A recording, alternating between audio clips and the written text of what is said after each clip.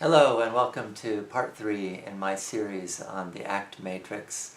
In this video I'll offer some perspectives and touch on some behavioral principles that underlie the ACT model and the ACT matrix in ways that I hope will enhance the flexibility and creativity that can be brought to bear in using this tool. To start with, imagine that we go outside and scoop up some pond water and bring it in and put it under a microscope, and you'll see the amoebas and parameciums floating around. And if we were to drop a bit of irritant into the water, you'd see the amoebas shy away, avoiding the unpleasantness of the irritant. Or if you drop something yummy in the water, it just moves right in and slurps it right up. That kind of learning, they don't even need to have a nervous system to engage in that kind of learning. That when unpleasantness comes up, to avoid it, or when something immediately gratifying appears, to yum it up. And as human beings, we share these impulses for immediate gratification and for immediate avoidance of distress. So for an amoeba, that's probably a perfectly satisfying life. But for humans, what tends to make life satisfying and meaningful over time is something more like what we're identifying over here on the right side of our matrix, of engaging in activities that are meaningful, that bring our values to life. And so satisfaction in life doesn't exclude avoiding pain, or doesn't exclude the pleasures of immediate gratification, but sometimes, and this is particularly true because of our verbal behaviors, because of our symbolic reasoning and our ability to make meaning of our experience and to engage in networks of thoughts and memories and feelings, that the thoughts and feelings that come up act as stimuli, much like something external from the environment would. And so thoughts and feelings can prompt avoidance and control. And this is very normal, this is very natural.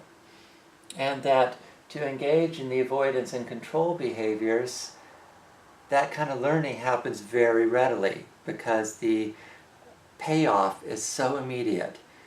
Even if we regret it a moment later, that millimoment of satisfaction is enough to engage a memory of, oh, that worked, let's do it again. And so to get caught in this pattern of avoidance and control, and even contributing to more distress, that can interfere with moving towards what's important in life.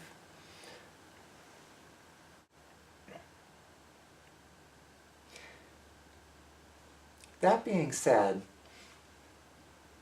what we're finding here is that our unwanted thoughts and feelings have an influence on behavior.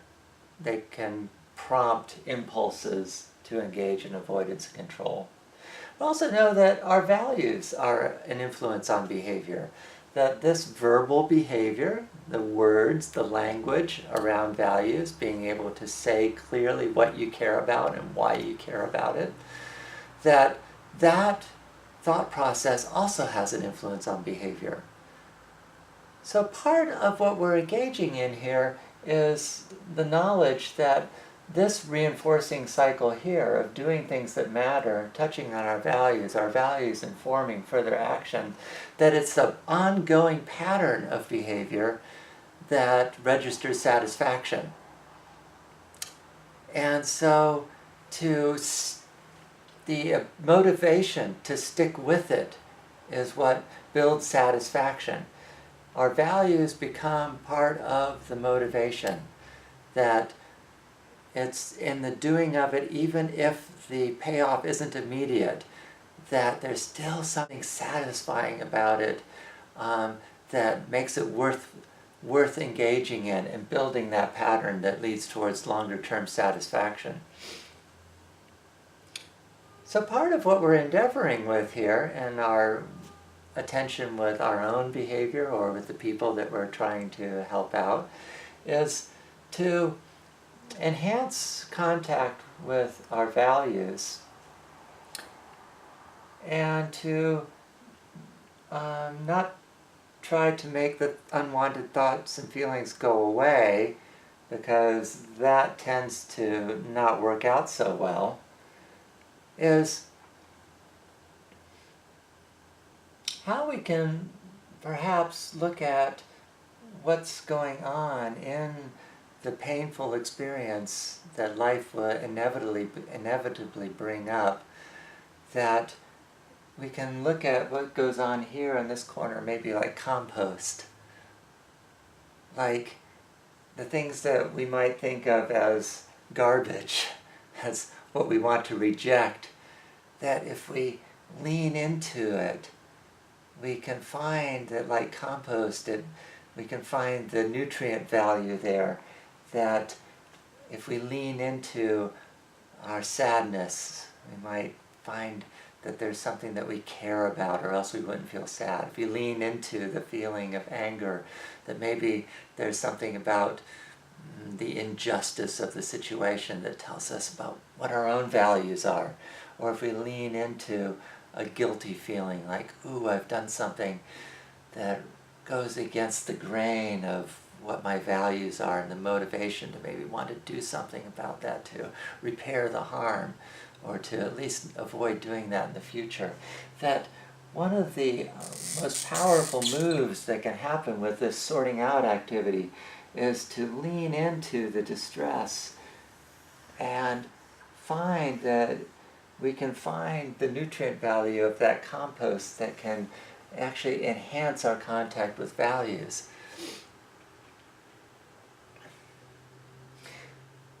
And in the process, when we bring our attention to the action choices,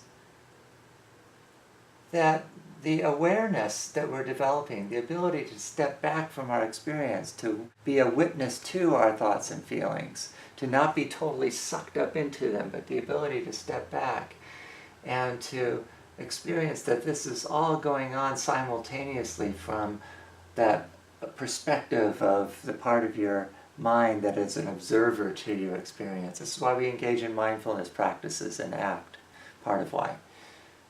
Is that when we bring our attention to our choice of actions and having more freedom to choose by accepting that unwanted thoughts and feelings arise, in fact, maybe even finding something of value there, that when we start spending more time doing these actions that move towards valued living, we're spending less time in avoidance and control. And when we're putting more time here and less time here, that we're actually breaking the cycle of reinforcement. That by doing less of these behaviors, there is less feedback going into the unwanted thoughts and feelings. This helps to understand how, when we stop trying to control our unwanted thoughts and feelings and put more attention on doing what's important and understanding why it's important, breaking that cycle of reinforcement, that the unwanted thoughts and feelings tend to fade in significance. So even though ACT talks about not being about symptoms reduction, not treating unwanted thoughts and feelings as if they are symptoms of something that's wrong, funnily enough, that those experiences tend to fade in significance and have less of a grip on our attention. It's something to verify in experience, because this shouldn't be just a matter of philosophy. This should be a matter of experimentation and verification in your own experience and in the experience of the folks that we're trying to help. Which brings me again to one of the fundamental perspectives to take on working with the ACT matrix, is the important part of doing the work of the matrix is in the sorting out process. It's not about getting it right. It's not about having, inside and outside exactly sorted out right, or toward and away exactly sorted out. Being engaged in the process of sorting out your experience, our experience, is the process of stepping back and noticing our experience and having more freedom of choice and more awareness about the functionality of our choices. So, I hope that these perspectives lend a little bit more nuance to the work of the ACT matrix. And in the fourth video, I'm going to go out on a limb a little bit and present a double matrix of the complexity that comes up when there are two people involved. And it's something that I've been experimenting with over the past few months, and so if you want to click on video 4 and check that out, I'll be curious to hear what your responses are to that. Meanwhile, thank you for your attention, and I hope this series has been useful for you.